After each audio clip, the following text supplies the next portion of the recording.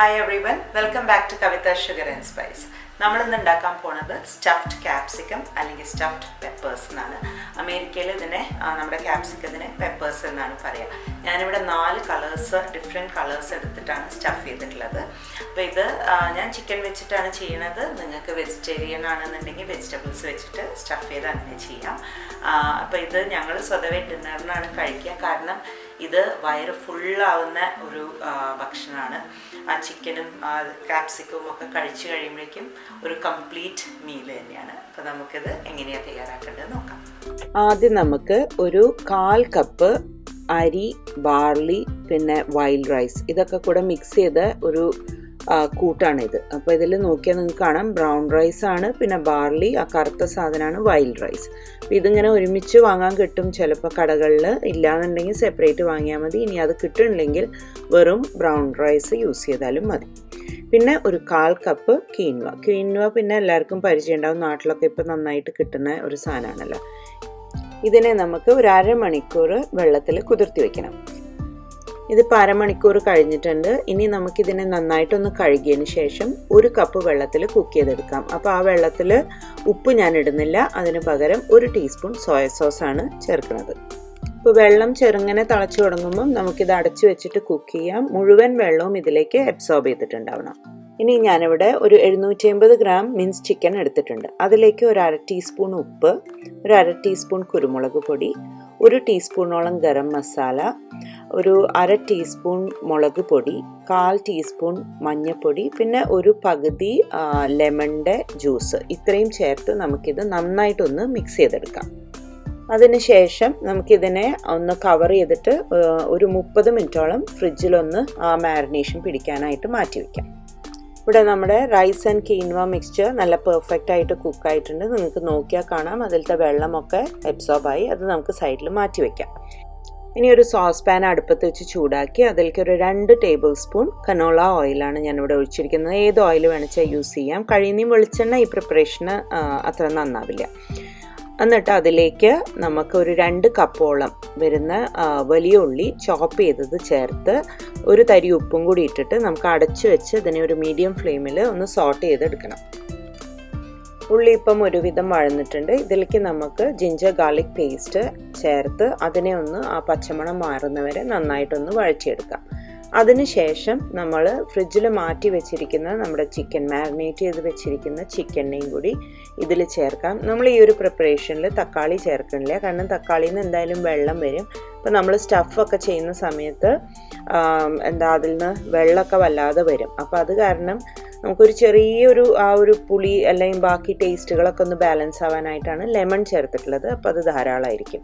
അപ്പോൾ ഈ ചിക്കൻ ചേർത്തതിന് ശേഷം നമുക്കൊരു 7 തൊട്ട് 10 മിനിറ്റോളം അതിനെ അടച്ചു വെച്ച് ഒരു മീഡിയം ഫ്ലെയിമിൽ കുക്ക് ചെയ്തെടുക്കാം. ഞാനിതിലേക്ക് ഇനി കുറച്ച് ഗ്രീൻ പീസ് കൂടി ആഡ് ചെയ്യുന്നുണ്ട്. അതിനായിട്ട് 1 കപ്പ് ഫ്രോസൺ ഗ്രീൻ പീസാണ് എടുത്തിരിക്കുന്നത്. അതിലേക്ക് ഒരു 2 ടേബിൾ സ്പൂൺ വെള്ളം ഒഴിച്ചിട്ട് ഞാനിതൊന്ന് മൈക്രോവേവ് ചെയ്തെടുക്കാം. അതിലിടയ്ക്ക് നമ്മുടെ ചിക്കൻ ഇവിടെ റെഡി ആയിട്ടുണ്ട്. എല്ലാം നല്ലോണം കുക്കായിട്ടുണ്ട്. അതിൽ നിന്ന് എത്രയും വെള്ളം വന്നതെന്ന് കണ്ടില്ലേ. പിന്നെ നമ്മൾ ഓൾറെഡി വേവിച്ച് നേരത്തെ മാറ്റി വെച്ചിരിക്കുന്ന കീൻവ റൈസ് മിക്സ്ചർ ഇതിലേക്ക് ചേർക്കാം. അത് ചേർത്തതിന് ശേഷം നമുക്കിനി സോസുകളൊക്കെ ചേർക്കാണ്ട്. അപ്പോൾ അതിന് മുന്നായിട്ട് ഈ വെള്ളം മുഴുവനായിട്ട് ഇപ്പോൾ വറ്റിക്കേണ്ട.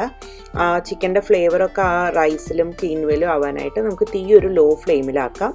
ഇത് മിക്സ് ചെയ്ത് കൊടുത്തതിന് ശേഷം ഇനി നമുക്ക് ഇതിലേക്ക് ആവശ്യമുള്ള സോസുകളൊക്കെ ചേർക്കാം. 2 ടീസ്പൂൺ സോയ സോസാണ് ഞാനിവിടെ ചേർക്കുന്നത്. പിന്നെ 1 ടേബിൾ സ്പൂൺ ഹോട്ട് ചില്ലി സോസും 1 ടേബിൾ സ്പൂൺ കെച്ചപ്പും ചേർക്കുന്നുണ്ട്. അപ്പോൾ ഈ വക സോസുകളൊക്കെ ചേർക്കുന്ന കാരണം കൊണ്ടാണ് നമ്മൾ നേരത്തെ അധികം ഉപ്പൊന്നും ഇട്ടിട്ടില്ല. ആകെ ഉള്ളി വേവിക്കുന്ന സമയത്ത് ഒന്ന് സ്പ്രിങ്കിൾ ചെയ്തിട്ടേ ഉള്ളൂ. അപ്പോൾ നമ്മളിതൊക്കെ ചേർത്ത് കഴിയുമ്പം നമുക്ക് അതിൻ്റെയൊക്കെ ടേസ്റ്റ് നോക്കിയതിന് ശേഷം ആവശ്യമുണ്ടെങ്കിൽ ഉപ്പ് ചേർത്ത് കൊടുക്കാം. അപ്പോൾ ഇത്രയും ചേർത്ത് ഇത് നന്നായിട്ടൊന്ന് മിക്സ് ചെയ്യുക. എന്നിട്ട് നമുക്കിത് അടച്ചു വെച്ചിട്ട് ഒരു 5 മിനിറ്റ് ചെറിയ ഫ്ലെയിമിൽ കുക്ക് ചെയ്യണം. കാരണം ആ സമയത്താണ് ഇതിൻ്റെ ഈ ഫ്ലേവറൊക്കെ ആ ചിക്കനിലൊക്കെ ശരിക്കും അങ്ങോട്ട് പിടിക്കുള്ളൂ. ഇനിയിപ്പം നമുക്കിത് തുറന്ന് നോക്കാം. നമ്മുടെ ചിക്കനൊക്കെ നല്ല പെർഫെക്റ്റ് ആയിട്ട് ആ സോസസൊക്കെ അതിൽ അബ്സോർബായി നല്ല കറക്റ്റായിട്ട് നിൽക്കുന്നുണ്ട്. ഈ സമയത്ത് നമ്മൾ വേവിച്ച് ഓൾറെഡി മാറ്റി വെച്ചിരിക്കുന്ന ഗ്രീൻ പീസ് ഇതിൽ ചേർക്കാം. അതിൽ വല്ല വെള്ളവും ഉണ്ടെങ്കിൽ അത് സ്ട്രെയിൻ ചെയ്ത് കളഞ്ഞിട്ട് വേണം ചേർക്കാനായിട്ട്. അപ്പോൾ അതൊന്ന് മിക്സ് ചെയ്യുക. അതിനുശേഷം ഒരു പിടി മല്ലിയിലയും കുറച്ച് സ്പ്രിംഗ് അണിയൻസും കൂടി ചേർത്ത് കൊടുക്കുക. ഇതിലിപ്പോൾ ഒരുപാട് ഇൻഗ്രീഡിയൻസ് ഉള്ള കാരണം നിങ്ങൾക്ക് അളവുകൾ സംശയം ഉണ്ടെങ്കിൽ ഞാൻ ഇൻഗ്രീഡിയൻസിൻ്റെ ലിസ്റ്റ് ഇതിൻ്റെ പുറകിലായിട്ട് ഇട്ടിട്ടുണ്ട്. ഇത് നല്ലോണം ഒന്ന് മിക്സ് ചെയ്ത് നമുക്ക് അടുപ്പത്തുനിന്ന് മാറ്റാം. ഈ സമയത്ത് ഉപ്പൊക്കെ ഉണ്ടോ എന്ന് ചെക്ക് ചെയ്യാം. മിക്കവാറും ഉപ്പ് വേറെ ഒന്നും നിങ്ങൾക്ക് ആഡ് ചെയ്യേണ്ടി വരില്ല, സോസൊക്കെ ഇട്ട കാരണം. പക്ഷേ എങ്കിലും ഒന്ന് ചെക്ക് ചെയ്തിട്ട് നമുക്ക് അടുപ്പിന്ന് മാറ്റി വയ്ക്കാം. എന്നിട്ട് നമുക്ക് നമ്മുടെ നെക്സ്റ്റ് സ്റ്റെപ്പ് എന്താണെന്ന് നോക്കാം. ഇനിയിപ്പോൾ ഞാനിവിടെ നമുക്കിത് സ്റ്റഫ് ചെയ്യാനുള്ള ക്യാപ്സിക്കം ഒക്കെ കഴുകി റെഡിയാക്കി വെച്ചിട്ടുണ്ട്. നമുക്കിത് മുറിച്ച് എങ്ങനെയാണ് സ്റ്റഫ് ചെയ്യേണ്ടത് നോക്കാം. അപ്പോൾ അതിന് മുന്നേ ആയിട്ട് ഞാൻ നിങ്ങൾക്കൊരു ഫൺ ഫാക്റ്റ് പറഞ്ഞുതരാം. ഈ 3 മുഴ കാണണില്ലേ, ഇതാണ് ഈ വർഗത്തെ ഈ ക്യാപ്സിക്കത്തെ മെയിൽ. അതുപോലെ ഈ 4 മുഴ മേൽഭാഗത്തായിട്ട് കാണുന്ന അതാണ് ഫീമെയിൽ. അപ്പോൾ ശരിക്കും പറഞ്ഞാൽ നമ്മൾ ഈ 3 മുഴ ബംസ് ഉള്ള അതിനെയാണ് കുക്കിങ്ങിനും ബേക്കിങ്ങിനൊക്കെ ഐഡിയൽ ആയിട്ടുള്ളത്. മറ്റത് റോ ആയിട്ട് കഴിക്കാനാണ് കുറച്ചുകൂടി നല്ലത്. ഇനി നമുക്കിതിനെ എങ്ങനെയാണ് മുറിക്കേണ്ടത് നോക്കാം. ചിലരിപ്പോൾ ഇതിൻ്റെ അടിഭാഗം ഇവിടെ വെച്ചിട്ട് ഇങ്ങനെ മുറിക്കുകയാണ് ചെയ്യുക. അങ്ങനെ ആകുമ്പോൾ ചിലപ്പം അതിൻ്റെ ആ മുഴകളുള്ള സൈഡ് ചിലപ്പോൾ അണീവണാണെന്നുണ്ടെങ്കിൽ അത് ചിലപ്പോൾ നേരെ നിൽക്കില്ല. അപ്പം ഞാൻ എപ്പോഴും അതിൻ്റെ മുകൾ ഭാഗമാണ് കട്ട് ചെയ്യാറ്. ആദ്യം നമുക്ക് ഈ സ്റ്റെമ്മ് അത് കുറച്ച് നീളത്തിൽ ഉണ്ടെന്നുണ്ടെങ്കിൽ ആദ്യം അതിനെ ഒരു കത്രികയോ മറ്റോ വെച്ചിട്ട് മുറിക്കണം. ഇതിലിപ്പോൾ അധികം ഇല്ല, അപ്പോൾ അതുകൊണ്ട് കുഴപ്പമില്ല. എന്നിട്ട് അതിൻ്റെ മുകൾ ഭാഗം ഒരു 1/2 ഇഞ്ച് ആ ഒരു ഇതിൽ കട്ട് ചെയ്തെടുക്കുക. അപ്പോൾ ഇതിനെ നമുക്ക് അതിൻ്റെ ഒരു മൂടി പോലെ ഒരു ലിഡ് പോലെ യൂസ് ചെയ്യാം. ഇനിയുള്ള ആകെയുള്ള ഒരു പ്രശ്നം ഇതിൽ നിന്ന് ആ സീഡ്സ് പുറത്തെടുക്കാനുള്ളതാണ്. പക്ഷെ അത് കുഴപ്പമില്ല, ഇങ്ങനെ ഒരു സ്പൂണ് വെച്ചിട്ട് നമുക്കത് സ്കൂപ്പ് ചെയ്തെടുക്കാവുന്നതേ ഉള്ളൂ. ഒരു കാര്യം മാത്രം ശ്രദ്ധിക്കുക, അത് സ്കൂപ്പ് ചെയ്തെടുക്കുമ്പം സൈഡും അടിയൊന്നും പിന്നെ കീറിയിട്ട് ഓട്ടയാവാൻ പാടില്ല. അത് മാത്രം പ്രത്യേകം ശ്രദ്ധിക്കുക. അപ്പോൾ ഇങ്ങനെ നമ്മൾ സ്കൂപ്പ് ചെയ്ത് കഴിഞ്ഞ് ഇങ്ങനെ തട്ടിക്കൊടുത്താൽ അതിൻ്റെ കുരുവും വിത്തൊക്കെ പുറത്തേക്ക് വന്നോളും. ബാക്കിയുള്ളത് നമ്മുടെ കൈകൊണ്ടൊക്കെ എടുത്തു കഴിഞ്ഞാൽ നമ്മുടെ ക്യാപ്സിക്കം ഇവിടെ സ്റ്റഫ് ചെയ്യാൻ റെഡി. അപ്പോൾ നമുക്ക് എല്ലാ ക്യാപ്സിക്കവും ഇതുപോലെ റെഡിയാക്കി എടുക്കാം. അങ്ങനെ നമ്മുടെ എല്ലാ ക്യാപ്സിക്കവും ഇവിടെ റെഡി ആയിട്ടുണ്ട്. ഞാൻ അതിൻ്റെ കുരുവൊക്കെ കളഞ്ഞ് ഒക്കത്തിനും ഇവിടെ റെഡിയാക്കി വെച്ചിട്ടുണ്ട്. നിങ്ങൾക്കിപ്പോൾ നോക്കിയാൽ കാണാൻ എല്ലാം പല പല കളേഴ്സാണ്. ഗ്രീൻ, റെഡ്, ഓറഞ്ച്, യെല്ലോ എല്ലാം ഉണ്ട്. ഓരോന്നിനും ഓരോരോ ഹെൽത്ത് ബെനിഫിറ്റ്സും ആണ് കേട്ടോ. അപ്പോൾ ഏതാ ഓരോരുത്തർക്ക് കിട്ടുന്നതെന്ന് വെച്ചാൽ അത് ഓരോരുത്തരുടെ ഭാഗ്യം പോലെ ഇരിക്കും. ഇനി നമുക്കിത് എങ്ങനെയാണ് ഫില്ല് ചെയ്യേണ്ടതെന്ന് വെച്ചാൽ ഇത് എടുത്ത് അതിനകത്ത് ആ ചിക്കനും കിനുവായിട്ടുള്ള സ്റ്റഫിങ് നല്ലോണം കുറച്ചൊന്ന് പ്രസ് ചെയ്ത് അതിനകത്തേക്ക് വെച്ച് കൊടുക്കുക. ഞാൻ നേരത്തെ പറഞ്ഞ പോലെ വളരെ ബാലൻസ്ഡ് ആയ ഒരു ഭക്ഷണമാണ് ഇത് കേട്ടോ. അതിലിപ്പോൾ നമ്മൾ നോക്കിയാൽ ചിക്കൻ ഉണ്ട്, അതിൽ റൈസ് ഉണ്ട്, കീൻവ, വെജിറ്റബിൾസ് ആയി, പിന്നെ ഇത് തന്നെ ഒരു വെജിറ്റബിൾ അല്ലേ.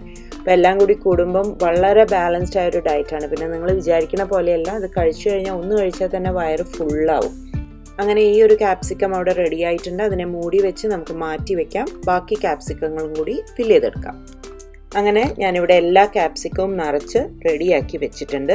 ഇത് ഞാനൊരു ബേക്കിംഗ് ഡിഷിൽ ഒരു അലൂമിനിയം ഫോയിൽ വെച്ചിട്ടാണ് വെച്ചിരിക്കുന്നത്. അപ്പോൾ കുറച്ച് ഡെപ്തുള്ളൊരു ഡിഷിൽ വെച്ചാൽ മതി, കാരണം അതിൽ നിന്ന് വല്ല ജ്യൂസസും വരുന്നുണ്ടെങ്കിൽ ഫ്ലാറ്റ് ആയ ഒരു ഷീറ്റ് ആണെങ്കിൽ അതിൽ നിന്ന് പുറത്തായി പോകും. അപ്പോൾ അതുകൊണ്ടാണ് ഇങ്ങനൊരു ഡിഷ് വെച്ചത്. ഇനി ഇതിൻ്റെ മുകളിലായിട്ട് ഞാൻ കുറച്ച് ചീസ് വെക്കുന്നുണ്ട്. ചീസ് ഓപ്ഷണലാണ്, പക്ഷേ നമ്മളിത് വെക്കണതിന് ഒരു കാര്യം കൂടിയുണ്ട്. ടേസ്റ്റിൻ്റെ മാത്രമല്ല, നമ്മളിത് വെച്ചതിന് ശേഷം അതിൻ്റെ ലിഡ് മൂടി ഇടുമ്പം അതൊരു എന്താ പറയുക, ഒരു ഗ്ലൂ പോലെ അതിനെ അവിടെ അങ്ങനെ സീൽ ചെയ്ത് വെച്ചോളും. അപ്പോൾ ആ ഒരു റീസൺ കൊണ്ട് കൂടിയാണ് ചീസ് ഇടുന്നത്. അത് നിർബന്ധമുള്ളൊരു കാര്യമല്ല, അപ്പോൾ നിങ്ങൾക്ക് വേണമെങ്കിൽ മാത്രം ചെയ്താൽ മതി. അങ്ങനെ ഇപ്പം എല്ലാറ്റിലും ചീസൊക്കെ ഇട്ടു. നമുക്കിതൊക്കെ അടച്ചു വെച്ച് ഒരു 350 ഡിഗ്രി ഫാരനൈറ്റ്സ് അല്ലെങ്കിൽ 175 ഡിഗ്രി സെൽഷ്യസിൽ ഒരു 45 മിനിറ്റ്സ് നമുക്ക് ഇതിനെ ബേക്ക് ചെയ്തെടുക്കാം. അങ്ങനെ നമ്മുടെ സ്റ്റഫ്ഡ് ക്യാപ്സിക്കം ബേക്കിംഗ് ഒക്കെ കഴിഞ്ഞ് ഇവിടെ റെഡിയായി നിൽക്കുന്നുണ്ട്. നമുക്കതിനെ ഒന്നും എല്ലാം തുറന്ന് നോക്കാം. അപ്പോൾ എല്ലാവർക്കും ഈ റെസിപ്പി ഇഷ്ടപ്പെട്ടു എന്ന് വിചാരിക്കുന്നു. Thank you for watching my video. അടുത്തവണ വീണ്ടും കാണുന്നവരെ take care and have a wonderful day. By.